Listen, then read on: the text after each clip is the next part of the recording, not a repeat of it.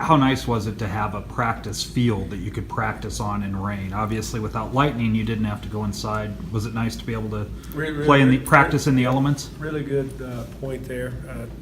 A lot of people ask us about, why'd we go turf and not natural grass?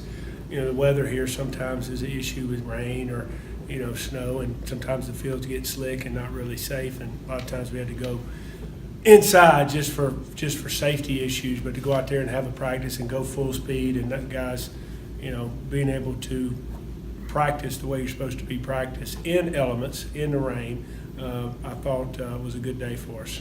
Was the footing pretty good then? Footing was great. No issues with the footing. No. Just as you look back on what you saw Saturday, what are the things that jumped out at you about your team now that you've seen them in that first scrimmage? Well, go back, if we just talk about the ones, offensively, they had 6 drives, didn't have a 3 and out on the 6 drives. That's 5 drives, and then the 1 minute. Not to count the situations where we did third down situations or red zone situations, and that was good not to have a 3 and out with the ones. Thought they moved the ball well. We didn't try to run it a lot. We were working on the passing game and protection, but we did run it some, and our yards per attempt were not high enough. I thought the defense did a good job against the run when we ran it ones versus ones. Defensively, they moved the ball some, but they were able to get 2 stops in the red zone, hold them to field goals. Held the offense, I believe the one offense to 40% on third downs, and the offense's goal is 45. I'm just talking the ones.